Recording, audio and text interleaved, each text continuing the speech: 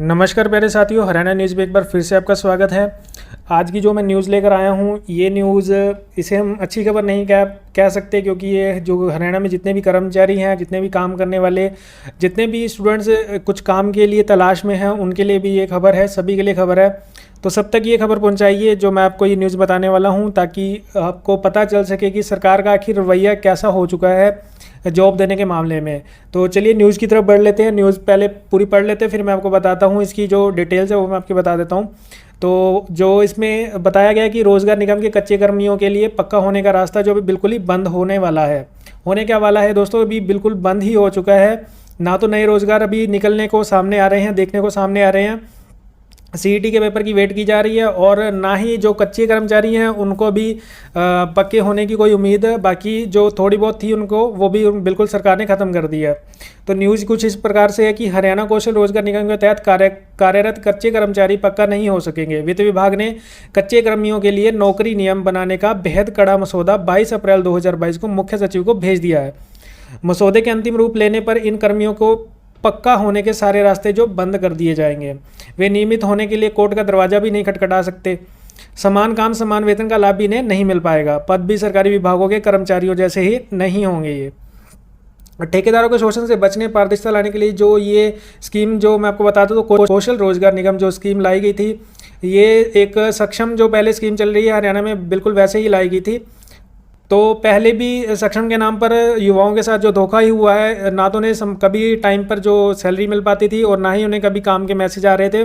और जो सैलरी भी थी वो बिल्कुल 6,000 रुपये के समान सैलरी थी, भत्ता जो उनको मिल रहा था साथ में कुछ मिला के। तो उसी प्रकार से अब कौशल रोजगार निगम का हवाला देते हुए जो सरकार ने क्या किया है कि नौकरियां, कच्चे रोजगार देने के लिए जो स्टूडेंट्स को उलझाया गया है इस मामले में। तो आप अभी से एकजुट हो जाइए अपनी इस पक्की नौकरियों के लिए, या तो मांग कीजिए सरकार से, इस वीडियो को शेयर कीजिए ताकि सरकार तक हम ये बात को पहुंचा सकें कि हमें ऐसा शोषण, एक तरह का ये शोषण ही बोल सकते हैं कि शोषण हो रहा है। किसी भी तरह की जो पक्की नौकरियां नहीं मिल रही हैं।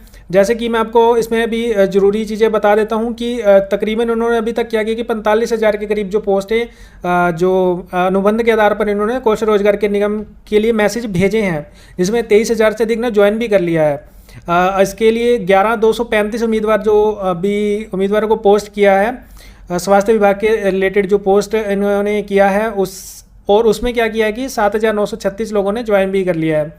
260 विभागों, बोर्डों और निगमों को अनुबंध आधार पर रोजगार सेवाएं दी जाएंगी। लेकिन दोस्तों आप ये देखिए कि एक अनुबंध आधार पर आपको अगर 1 साल के लिए जॉब मिलती है तो आप पक्की नौकरी की डिमांड नहीं कर पाएंगे। इन्होंने कुछ ऐसा ही किया है। 1 लाख कर्मियों को उनका टारगेट रखा है उन्होंने, कि 1 लाख कर्मियों को हमें निगम के अंदर लाना है। और जो सबसे बड़ी बात है कि ये कोई भी दावा नहीं कर सकते हैं। मसौदे के अनुसार भर्ती की प्रक्रिया, तरीका व योग्यता ऐसे रखी जाएंगी कि कोई पक्की नौकरी से समानता के आधार पर नियमितीकरण, समान वेतनमान या किसी अतिरिक्त भत्ते का दावा नहीं कर सकेगा। विभाग ने सुप्रीम कोर्ट के आदेश का हवाला देते हुए कहा कि कच्चे कर्मचारी लगाकर पक्का करने की प्रक्रिया बैकडोर एंट्री है, इसलिए इन कर्मियों की सेवाएं नियमित करने का कोई रास्ता न छोड़े। राज्य में लगभग 3 लाख पक्के कर्मचारी हैं जिनका वेतन देने के लिए 3,000 करोड़ रुपये मासिक खर्च होता है। तो अभी ये जो मोटी मोटी जो भी न्यूज़ निकल कर सामने आई है कि इन्होंने सीधा सा फंडा है अभी सरकार का कि इन्हें कच्चे कर्मचारियों को अभी पक्का होने की कोई उम्मीद नहीं रहेगी, और ना ही उन्हें समान वेतन मिलने वाला है, ना ही वो कोर्ट का दरवाज़ा खटखटा सकते हैं कि हमें पक्का किया जाए। तो एक तरह से ये प्राइवेटाइजेशन होने वाली है। या तो आप पक्की नौकरी की मांग कीजिए, तो या फिर आप इस जो जितनी भी योजनाएं लेकर आ रही है, चाहे सक्षम योजना है, चाहे कौशल रोजगार निगम की, तो इनकी जो आपको अवहेलना करनी पड़ेगी। ये आपके लिए नहीं है स्कीमें। आप इसके अंतर्गत आपको ये लगता है कि अभी इसके कुछ ना कुछ बेरोजगारी इतनी हो चुकी है कि कुछ ना कुछ काम चाहिए होता है, तो आप इसके अंदर जाते हैं, ऐसी योजनाओं के अंदर फंस जाते हैं। तो आप ऐसा मत कीजिए। आप वीडियो को शेयर कीजिए, सरकार तक अपनी बात पहुंचाइए। अगर ऐसी ही रोजगार चाहिए तो इससे तो अच्छा हम कुछ भी प्राइवेट काम भी कर सकते हैं। अगर सरकार के साथ मिलकर हमें प्राइवेट काम करना है, वो भी कभी अपनी मर्जी से देंगे, कभी काम देंगे, कभी नहीं देंगे, तो इससे हम अच्छा प्राइवेट काम भी कर सकते हैं दोस्तों। तो पक्की नौकरी की मांग कीजिए, सीईटी का पेपर जल्दी हो जाए इसके लिए मांग कीजिए। वीडियो को शेयर कर दीजिए, अपने जितने फ्रेंड्स हैं ग्रुप्स में शेयर कीजिए ताकि सरकार तक हम बात पहुंचा सकें। आप मेरा साथ दीजिए, मैं आपका साथ देता हूं।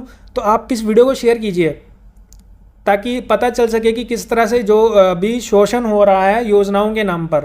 और हाँ दोस्तों, अभी तक आपने अगर चैनल को सब्सक्राइब नहीं किया तो सब्सक्राइब कर लीजिए। नए दोस्त जुड़ जाइए इस चैनल के साथ।